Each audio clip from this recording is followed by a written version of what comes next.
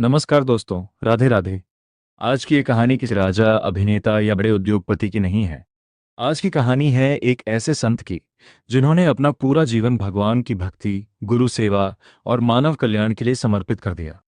ये कहानी है श्री हित प्रेमानंद गोविंद शरण जी महाराज की, जिन्हें आज लाखों लोग प्रेम और श्रद्धा से प्रेमानंद जी महाराज के नाम से जानते हैं।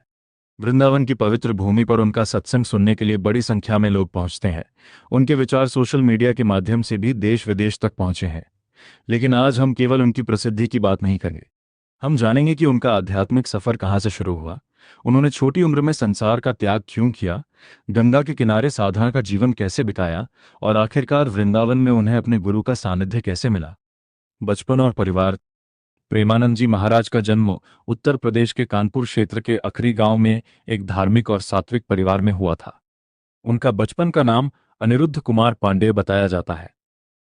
उनके परिवार का वातावरण आध्यात्मिक था। उनके दादा सन्यासी थे और उनके माता पिता भी संतों की सेवा तथा भक्ति में विश्वास रखते थे। बचपन से ही उनके मन में आध्यात्मिक विषयों के प्रति रुचि दिखाई देने लगी। परिवार में धार्मिक ग्रंथों का पाठ होता था और इसी वातावरण ने उनके मन में ईश्वर को जानने की इच्छा को और मजबूत किया। उनके बड़े भाई भी धार्मिक ग्रंथों और संस्कृत के अध्ययन में रुचि रखते थे। धीरे धीरे अनिरुद्ध कुमार का मन सांसारिक विषयों की तुलना में आध्यात्मिक चिंतन की ओर अधिक आकर्षित होने लगा। कम उम्र में लिया बड़ा निर्णय। कहा जाता है कि लगभग 13 वर्ष की आयु में उन्होंने घर छोड़कर आध्यात्मिक मार्ग पर चलने का निर्णय लिया। यह कोई साधारण फैसला नहीं था। जिस उम्र में बच्चे खेलते हैं, पढ़ाई करते हैं और अपने भविष्य के सपने देखते हैं, उस उम्र में उन्होंने जीवन के गहरे प्रश्नों के उत्तर खोजने का रास्ता चुना। उनके मन में प्रश्न था, मनुष्य का वास्तविक उद्देश्य क्या है? ईश्वर को कैसे जाना जा सकता है? जीवन और मृत्यु का वास्तविक रहस्य क्या है? इन्हीं प्रश्नों के उत्तर की तलाश में उनका जीवन आध्यात्मिक साधना की ओर बढ़ता गया। गंगा के किनारे साधना। घर से निकलने के बाद उनका जीवन बेहद साधारण और तपस्वी बन गया। आधिकारिक जीवन वृत्त के अनुसार उन्होंने लंबे समय तक गंगा के किनारे साधना की और एक सन्यासी की तरह जीवन बिताया। इस दौरान उन्होंने कठिन परिस्थितियों का सामना किया और अपनी साधना को ही जीवन का केंद्र बनाया। न भोजन की चिंता, न आराम की इच्छा, न भविष्य की चिंता। जो कुछ भगवान की कृपा से प्राप्त हुआ उसी में संतोष। गंगा के घाट उनके जीवन के महत्व। यही उन्होंने ध्यान, भक्ति और आत्मचिंतन में अपना समय लगाया। उनका जीवन हमें यह संदेश देता है कि आध्यात्मिकता केवल बाहरी दिखावे का नाम नहीं है। यह अपने मन को समझने और अपने भीतर परिवर्तन लाने की यात्रा भी है। शिव भक्ति से राधा कृष्ण भक्ति तक प्रेमानंद जी महाराज की आध्यात्मिक यात्रा में एक महत्वपूर्ण चरण काशी और गंगा तट से जुड़ा रहा। बाद में उनका मार्ग राधा कृष्ण भक्ति की ओर आगे बढ़ा। वृंदावन पहुंचने के बाद उनकी मुलाकात ऐसे संतों से हुई जिन्होंने उनके आध्यात्मिक जीवन को नई दिशा दी।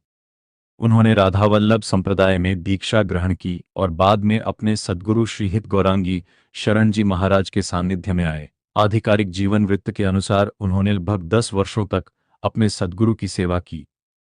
गुरु सेवा उनके जीवन का अत्यंत महत्वपूर्ण हिस्सा बनी। वे अपने गुरु के द्वारा दिए गए कार्यों को विनम्रता से पूरा करते थे। उनके लिए गुरु केवल ज्ञान देने वाला व्यक्ति नहीं था, बल्कि जीवन को सही दिशा दिखाने वाला मार्गदर्शक था। वृंदावन से जुड़ाव। धीरे धीरे वृंदावन उनके जीवन का केंद्र बन गया। वृंदावन में उन्होंने भक्ति, नाम स्मरण, साधना और सेवा को अपने जीवन का आधार बनाया। वे ब्रजवासियों के प्रति विशेष सम्मान की बात करते हैं और ब्रजभूमि को आध्यात्मिक दृष्टि से अत्यंत महत्वपूर्ण मानते हैं। आज वे श्री हित राधा केली कुंज से जुड़े हुए हैं, जहां नियमित रूप से सत्संग और आध्यात्मिक कार्यक्रम होते हैं। प्रेमानंद जी महाराज की मुख्य शिक्षाएं। अब सवाल आता है कि आखिर उनकी बातें इतनी बड़ी संख्या में लोगों को क्यों प्रभावित करती हैं? इसका एक बड़ा कारण है उनकी शिक्षाओं में आध्यात्मिकता के साथ साथ रोजमर्रा के जीवन की समस्याओं पर भी सरल तरीके से चर्चा होती है।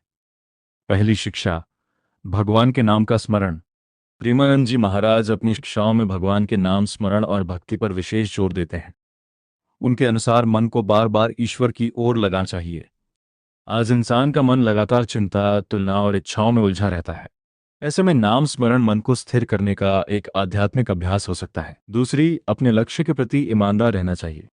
तीसरी, अहंकार की जगह विनम्रता को अपनाना चाहिए। चौथी, दूसरों के प्रति प्रेम और करुणा रखनी चाहिए। और पांचवी, अपने जीवन में कुछ समय आत्मचिंतन और ईश्वर स्मरण के लिए जरूर निकालना चाहिए। समापन। प्रेमानंद जी महाराज की यात्रा हमें एक ऐसे बालक की कहानी दिखाती है जिसने छोटी उम्र में ही आध्यात्मिक प्रश्नों को अपने जीवन का केंद्र बना लिया। गांव से शुरू हुई यह यात्रा गंगा के घाटों तक पहुंची, फिर गुरु की सेवा से होते हुए वृंदावन की पवित्र भूमि तक पहुंची, और आज उनके सत्संग के माध्यम से उनके विचार देश विदेश के अनेक लोगों तक पहुंच रहे हैं। उनका संदेश सरल शब्दों में यही है कि जीवन में चाहे कितनी भी परेशानियां हो, मनुष्य को प्रेम, भक्ति, विनम्रता और सत्य का मार्ग नहीं छोड़ना चाहिए। दोस्तों, जीवन में सफलता केवल पैसा और प्रसिद्धि पाने का नाम नहीं है। सच्ची सफलता अपने मन को समझने, दूसरों के प्रति प्रेम रखने और अपने जीवन को अच्छे कर्मों के लिए समर्पित करने में भी है। अगर आपको प्रेमानंद जी महाराज की यह जीवन यात्रा पसंद आई हो तो वीडियो को लाइक करें, अपने दोस्तों और परिवार के साथ शेयर करें और ऐसे ही ज्ञानवर्धक वीडियो के लिए चैनल को सब्सक्राइब जरूर करें।